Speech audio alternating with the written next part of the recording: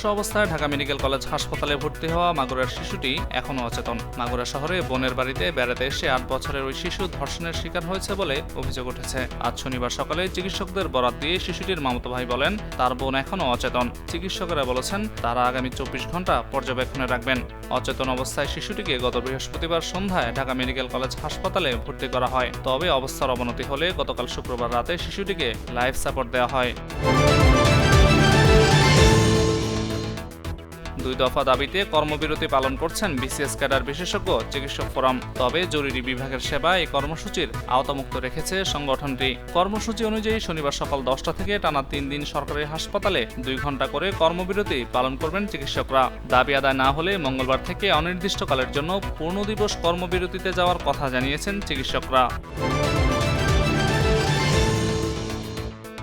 রাজধানীর কলাবাগান থানা এলাকা থেকে বৈষম্য বিরোধী ছাত্র আন্দোলনের আহ্বায়ক সহ ১৪ জনকে আটক করে পুলিশে হস্তান্তর করেছে যৌথ বাহিনী। গত শুক্রবার রাতে কলাবাগান থানার ভারপ্রাপ্ত কর্মকর্তা ওসি মুক্তারুজ্জামান এ তথ্য নিশ্চিত করেছেন। তিনি বলেন, ব্যবসা প্রতিষ্ঠানে ভাঙচুর ও লুটপাটের অভিযোগে তাদের আটক করা হয়েছে। তাদের বিরুদ্ধে মামলা প্রক্রিয়াধীন। দেশজুড়ে সম্প্রতি নারীদের প্রতি সংগঠিত সহিংসতা, নিপীড়ন ও সাইবার হয়রানির ঘটনায় উদ্বেগ প্রকাশ করে বিক্ষোভ সমাবেশের ডাক দিয়েছে জাতীয় নাগরিক পার্টি এনসিপি। আজ শনিবার বিকেল ৪টায় রাজধানীর শাহবাগে জাতীয় জাদুঘরের সামনে এই বিক্ষোভ সমাবেশ অনুষ্ঠিত হয়। এনসিপির যুগ্ম সদস্য সচিব মুশফিকুস সালেহিনের স্বাক্ষর করা এক প্রেস বিজ্ঞপ্তিতে এই কথা জানানো হয়েছে। বাংলাদেশ সহ সারা বিশ্বের সমাজ ও পরিবারে নারীর কৃতিত্বকে স্মরণ ও সম্মান জানাতে প্রতি বছর এই দিনটি পালন করা হয়। জাতিসংঘ ১৯৭৫ সালে ৮ মার্চকে আন্তর্জাতিক নারী দিবস হিসেবে স্বীকৃতি প্রদান করে। এবছর আন্তর্জাতিক নারী দিবসের প্রতিপাদ্য হচ্ছে অধিকার, সমতা, ক্ষমতায়ন, নারী ও কন্যার উন্নয়ন। এ উপলক্ষে প্রধান উপদেষ্টা অধ্যাপক ডক্টর মোহাম্মদ ইউনূস বলেন, বাংলাদেশের গণতান্ত্রিক রূপান্তরের আকাঙ্ক্ষায় ছাত্র শ্রমিক জনতা যে গণ অভ্যুত্থান সংগঠিত করেছে তার সম্মুখে ছিল নারীরা। লাখ লাখ ছাত্রী বিভিন্ন ক্যাম্পাসে দমন নিপীড়নের বিরুদ্ধে প্রতিবাদ মুখর হয়েছে। একাধিক নারী এই গণ অভ্যুত্থানে শাহাদাত বরণ করেছেন। আমি এই গণ অভ্যুত্থানে আত্মত্যাগকারীদের শ্রদ্ধার সঙ্গে স্মরণ করছি এবং জুলাই যোদ্ধাদের প্রতি সমবেদনা জানাচ্ছি। ইউক্রেনের পূর্বাঞ্চলীয় দোনেতস্ক অঞ্চলের দোব্রেপেলিয়া শহরে অতর্কিত হামলা চালিয়েছে রাশিয়ান বাহিনী। এতে এখন পর্যন্ত অন্তত ১১ জন নিহত হয়েছে, আহত হয়েছে আরও ৩০ জন।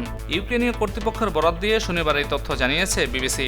দেশটির আঞ্চলিক পরিষেবা জানিয়েছে, শুক্রবার ভোরে চালানো হামলায় ৮টি আবাসিক ভবন এবং প্রশাসনিক ভবন ক্ষতিগ্রস্ত হয়েছে। এর আগে গত বৃহস্পতিবার রাশিয়ান বাহিনীর চালানো হামলায় ইউক্রেনে ৫ জন নিহত হয়।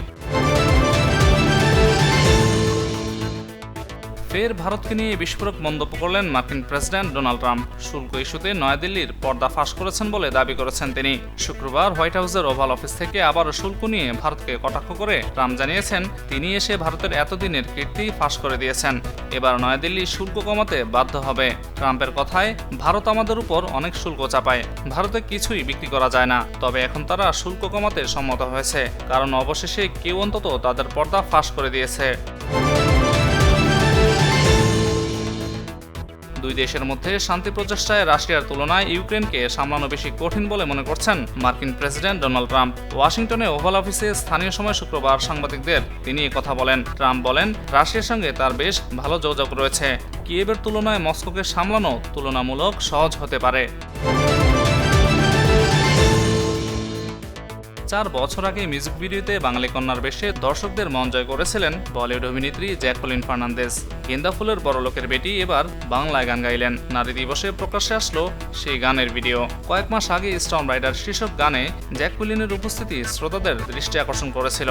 এসবিএফ মিউজিকের সঙ্গে গাঁটছড়া বেঁধে এই গানটিরই বাংলা সংস্করণ তৈরি করেছেন অমৃতা সেন ও সিজি। তাদের পাশাপাশি মিউজিক ভিডিওতেও গলা মিলিয়েছেন জ্যাকুলিন ফার্নান্দেজ।